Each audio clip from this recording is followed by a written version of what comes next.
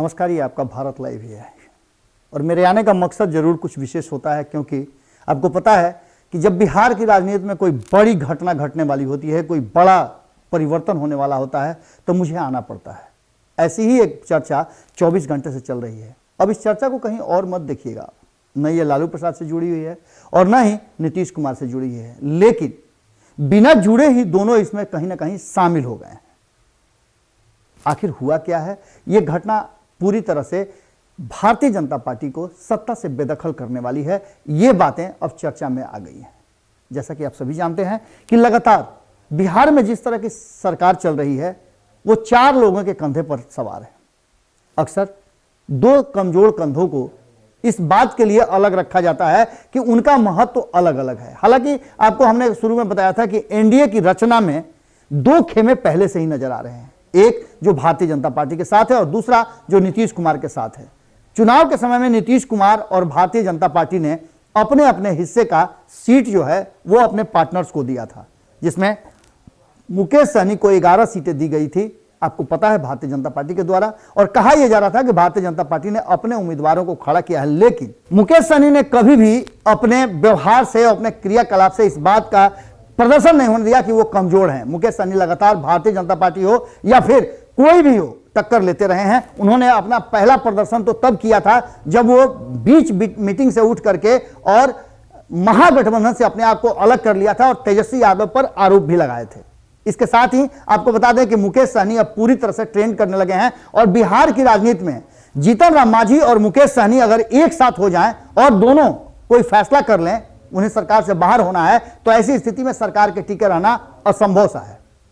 बिल्कुल इसी अंदाज में मुकेश सहनी उत्तर प्रदेश में प्रवेश करते हैं और उत्तर प्रदेश में जाते हैं तो उन्हें इस बात का भरोसा रहता है कि कहीं ना कहीं भारतीय जनता पार्टी जो बिहार में उनकी सत्ता में हिस्सेदार है, वो उनके लिए उत्तर प्रदेश में कुछ ऐसे कार्य नहीं करेगी जिससे कि मुकेश सहनी को परेशानी हो और बिहार में भारतीय जनता पार्टी को परेशानी हो जाए। इन सब बातों को लेकर के मुकेश सहनी उत्तर प्रदेश में गए, तो जो कुछ भी हुआ वो सब आप जानते हैं। इन सब के बाद मुकेश सहनी उत्तर प्रदेश में बड़ी मजबूती के साथ चुनाव लड़ रहे हैं और उन्होंने एक ओपन लेटर भी जारी किया था संजय निषाद के लिए। संजय निषाद को आप जानते ही हैं, जो लगातार उनको लेकर के उन्होंने कई ऐसी बातें कहा कि वो भीतर बंद कमरे में चर्चाएं करते हैं और अपने स्वार्थ के लिए अपने समाज को कहीं ना कहीं पटक के रख दिए हैं। अपने समाज के लिए वो एमएलसी बनते हैं, सांसद बनते हैं, विधायक बनते हैं और दल भी बदलते हैं।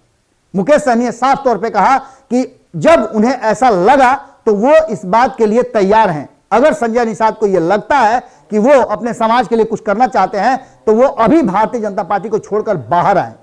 अब इसका मतलब आप समझ सकते हैं कि अगर ये सब कुछ होता है और इतना कड़े लहजे में भारतीय जनता पार्टी इससे बाहर होने की बात कर रहे हैं, तो बिहार में भी सरकार की स्थिति क्या हो सकती है।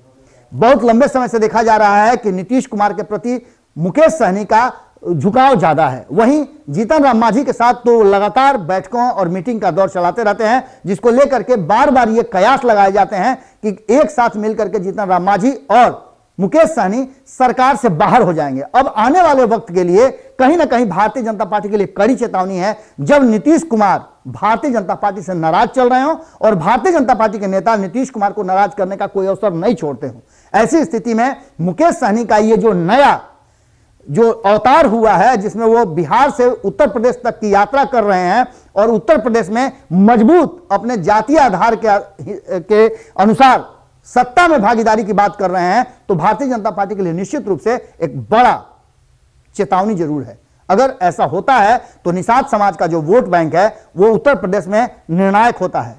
फूलन देवी की तस्वीर लगा करके जिस तरह से मुकेश सहनी ने उत्तर प्रदेश में अपने जातीय वोटों के माध्यम से अपने पार्टी को स्थापित करने का जो प्लान बनाया है, उससे बिहार में भी असर पड़ेंगे और बिहार में भी सत्ता का जो समीकरण है वो बिगड़ सकता है। इंतजार कीजिए मुकेश सहनी का अगला स्टेप क्या होगा। हालांकि अजय निषाद ने मुकेश सहनी पर प्रहार करने की कोशिश किया है, लेकिन इन सब से दूर मुकेश सहनी अपने ही रॉ में बहे जा रहे हैं और कहीं ना कहीं उन्होंने स्पष्ट कर दिया है कि उत्तर प्रदेश में जो सरकार बनेगी उसमें वीआईपी पार्टी का अहम भूमिका होगा। उन्होंने अपना चुनाव चिन्ह भी चुनाव आयोग से वापस ले लिया है। अब बिहार में क्या कुछ होगा और इन वक्त में जिस तरह से उन्होंने महागठबंधन को टाटा बाय बाय किया था, अगर बिहार की सरकार से कर दे तो आप समझ सकते हैं कि भारतीय जनता पार्टी के लिए कितना मुश्किल होगा। यही आपको छोड़ के जा रहे हैं। आपके मन में जो विचार होगा जरूर कमेंट बॉक्स में लिखिएगा, क्योंकि बिहार से उत्तर प्रदेश साधने की ये कवायद जो है वो लगातार जारी है। इसमें नीतीश कुमार भी शामिल हैं, जीतन राम मांझी भी शामिल हैं, और साथ साथ अब तो लालू प्रसाद और मुकेश सहनी भी शामिल हो रहे हैं। नमस्कार।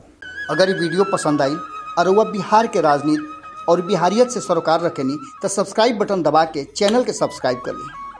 ओजे एगो घंटी बा, ओकरा बटन दबा देला से कुल सटीक और मारक खबर रुआ मुफ्त में मिल जाई। अगर रुआ पत्रकारिता के हमनी के नया प्रयोग में सहयोग कर चाहतानी तो ज्वाइन बटन दबा दी। पेटीएम नंबर नोट कर ली 9386816700। धन्यवाद।